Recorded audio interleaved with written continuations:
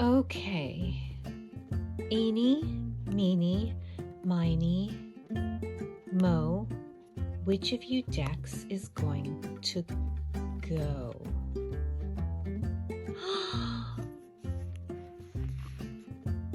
All right. Into the bag you go.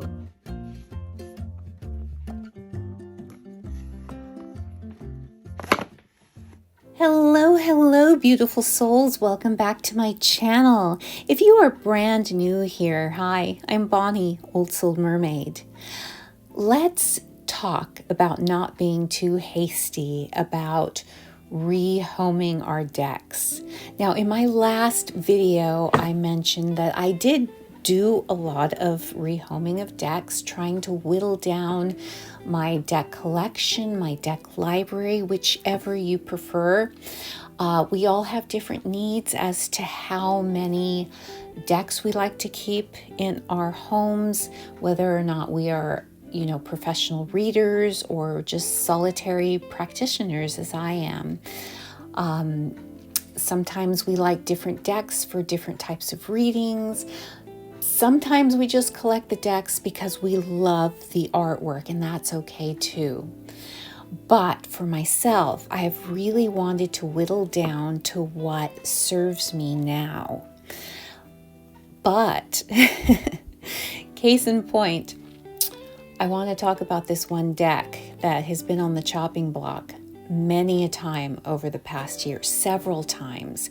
It has made it into a bag of decks that I was rehoming and going to take to my local half-price books store to sell. And sometimes it would make it into that bag, but I would take it out just before going to my car and putting the bag in my car. Sometimes it would make it to my car, and then before I walked into the store, I would take this deck out of the bag. And sometimes it made it into the store and the person calculated my buy, gave me the ticket of how much, they were going to owe me for the decks. And then at the last minute, I say, you know what, can you redo this a little bit because I'm going to take this deck out. And I brought it back home with me. Yeah. And of all the decks that I have rehomed, I've only reacquired one. And I'll go into that. That's a topic for another video. But today, let's talk about not being too hasty and about really listening sometimes when we're reevaluating our decks. Sometimes they're trying to tell us a message.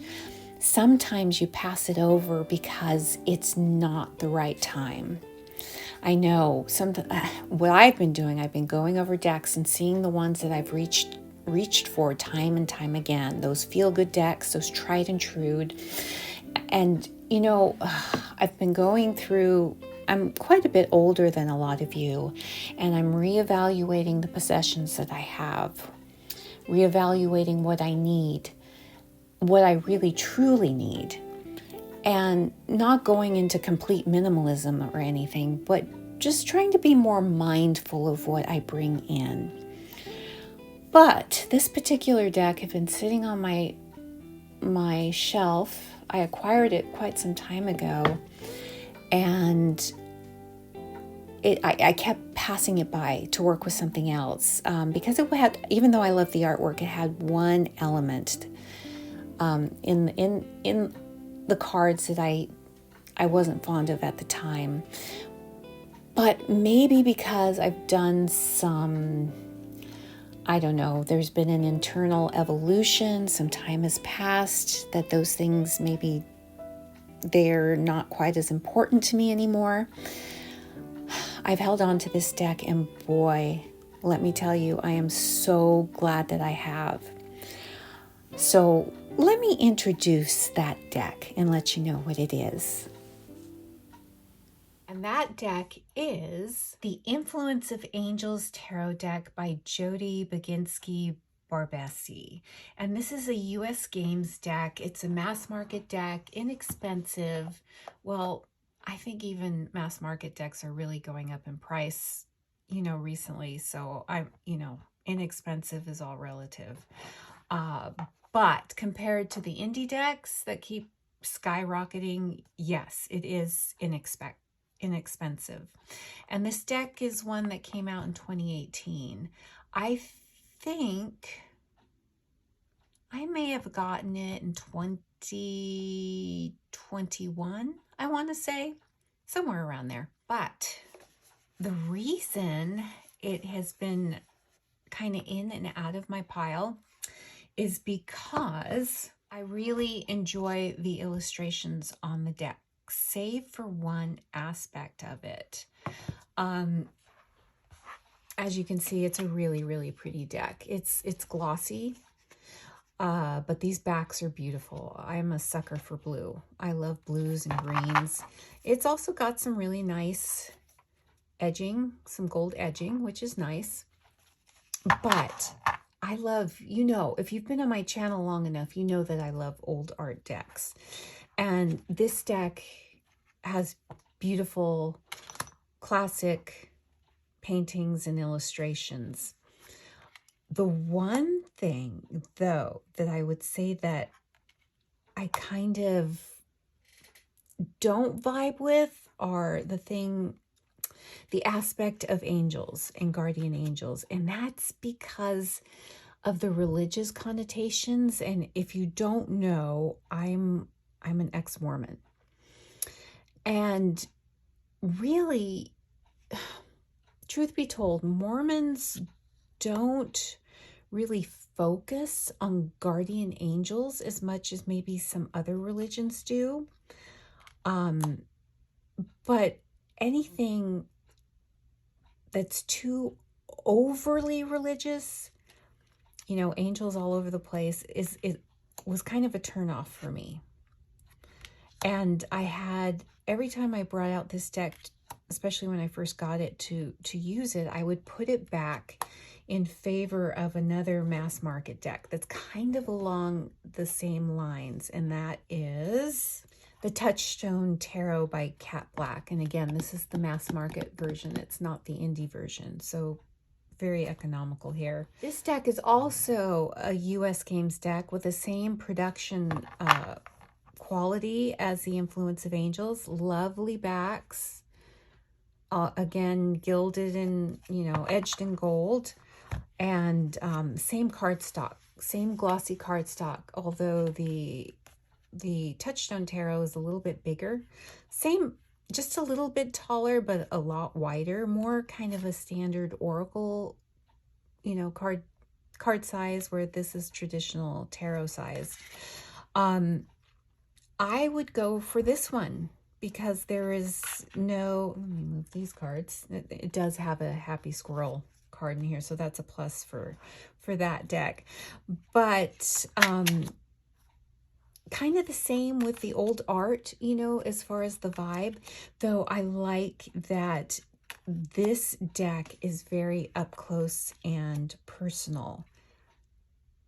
It's kind of these faces are looking straight at you like a friend would, like they're speaking to you, and sometimes calling you out on your shit. So, and I just, look at the expression here on this one. It's like, I see you, girl. Yeah, I see what you're doing.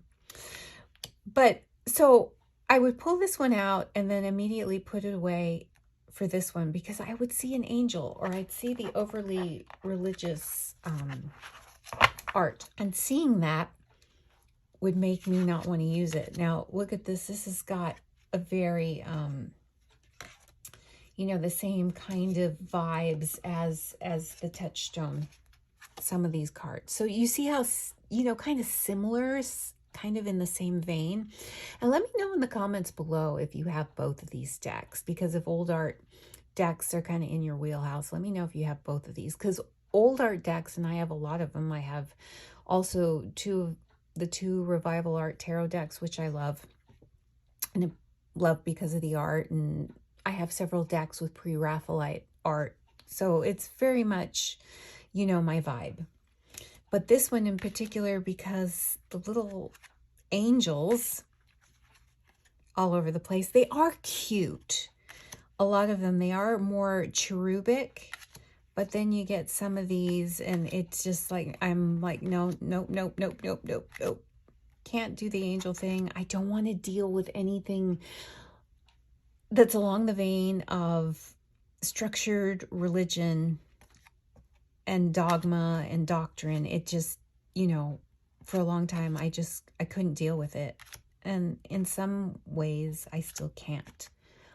But this was going to be in a bag again for rehoming. I was just kind of scanning over my collection. There's not really a lot that I'm kind of on the fence about, I'm just sitting with what I have and enjoying what I have right now. And it's still, a good number of decks, but I'm not going to be too hasty, and I'm glad I wasn't too hasty with this deck. This is a beautiful card.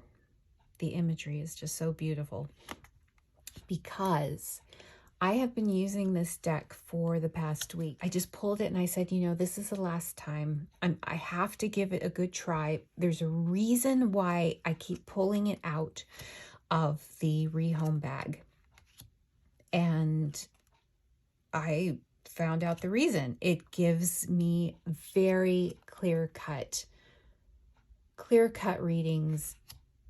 Especially right now, I don't know. It's just like every question that I ask, whether it's a specific question or something regarding the energy for the day or what's going on around me, this deck has been plain speaking to me. And I didn't think that with this kind of deck with the angels, and I thought that I would get some more kind of vague, flowery kind of hits and readings with it, but that's not the case with this deck. I am shocked and I am pleasantly surprised. Now, I'm not going to say that this deck is for everyone. That's not the point of promoting this particular deck to anyone. It's just stating the fact that, if you have a deck that's maybe, as I think Lisa Papez puts it in her kind of decluttering videos, her purgatory in tarot deck purgatory, and then you figure out whether you need it, whether you've missed it, whether you get the tingles to want to use it again. It's good to sit with it for a while, and there is a reason. I'm telling you, this deck has been on the chopping block for so many times. And I am so glad it hasn't left my home, because it's something that I need right now. This deck, the messages it's giving me, the readings it's giving me. I can't say that will always be the case. None of us can with any of our decks. Though, some are more clear than others what we're going to have a long-term relationship with. But this deck, has been a revelation to me. I'm being funny, I guess, but it's offered some revelations to me, and it's been so on point. And again, it has the imagery that I love. Old art decks are my vibe, and old art decks and collage decks, to be precise. Those are the decks that I always gravitate to. But because I have, a good amount of old art decks, this is the one, because of the angel imagery that has been in my rehoming bag numerous times. And it's also because, it's a mass market deck. So if I really wanted it again, I could, easily get it off of Amazon inexpensively. So that's why it's ended up there. But I am, we don't want to have to send something off only to reacquire it. That's not that sustainable. So we do want to be very mindful once we have something, when we're about to let it go. And it's not only decks, it could be clothing, it could be other items in our home, whether or not we're gonna possibly, need them again or want them again. I have been teaming this deck up with my morning journaling practice with the Queen of the Moon Oracle. And this is another deck that has been kind of in and out of my rehome bag for Half Price Books. It's a mass market deck, and many of you are familiar with it. And I find that this deck pairs very well with this, The Influence of Angels, even though the art, you know, this is a little bit more modern, actually a lot more modern digital art than The Influence of Angels, but you know, they combined. I've gone away from trying to perfectly match my oracles with my tarot. I know that's a thing and it's a fun thing to do, but because I don't use oracle as much, I have definitely rehomed more of my oracle collection than my tarot. In fact, a lot. I don't have a ton of oracle decks, so the ones that I have, I've kept because I feel that they vibe with so many decks in my collection. I'm done with trying to find the perfect oracle deck to go with this one or two tarot deck. I just find it's a little bit, well, for me, it just leads to a lot of clutter and a lot of analysis paralysis when I'm trying to pick the decks that I'm going to use. Just streamlining for me has worked, especially in the oracle deck sphere. So this is my journal that I've been using since February of 2023. I picked it up at Half Price Books. It's not very thick. I haven't finished it yet because of, if you saw my last video, I've been working, got out of the habit. But now I am back in, and I'm so happy about that. And this is a very simple, inexpensive journal. And I know that a lot of you like to make tarot grimoires, and do a creative practice along with your tarot journaling. But for me, I have other, you know, kind of creative hobbies that I wanted to adhere to the KISS method for my journaling. Keep it simple, stupid, so I could get in, get out. There's no reason for me not to do a pull, get in and get out if I need be. And it keeps me regular. You know, like fiber, so to speak. As you can see, I just put the date, I put the tarot cards that I've pulled and the oracle card or cards. I do notate in my journal when I'm using a different deck. So I know that I'm using Influence of Angels, and when I change, I'll write down the deck that I'm using. But I just put down the reading, you know, my interpretation of the cards. And then below that, I will put under a header like this, just thoughts. And that's where I do my brain dump. Very simple. And I've been really, really regular with it. There's nothing fancy here. So this is a very simple card pull, just a quick card pull that I pulled out this week. And it had great meaning for me with the question that I asked it. And a lot of it had to do with abundance and with being grateful and certain things that are hindering that. And basically, I need to get out of my own way, change certain behaviors because I'm battling with myself with some certain issues. And that the abundance, the peace and security that I crave in my own mind will come if I address these issues and get out of my own way. But the abundance is there. It's wanting to come to me, but I need to get out of my own way. This is just an example without going into too much detail because, you know, these readings are personal. But I can't reiterate enough how plain speaking this deck is to me. It's an RWS deck. You know, it follows pretty much the RWS system, but it's just, I can't put it into words. It's just like, it's giving me just straight to the point, nothing flowery, nothing vague. They've just been straight to the point readings for the past week or so that I've been using the deck. Yeah, please, in the comments below, let me know if you've had this experience. And what deck was it with? Was it something that was in and out of your declutter bag for a while, or in your purgatory, and you finally decided to give it some time or to work with a deck again? I'd really like to know. Now, this deck also has another benefit, which I like, and that is the book. It's got a little chunky monkey of a book. The deck also comes with some little cheat sheets for the minor arcana meanings, which is nice.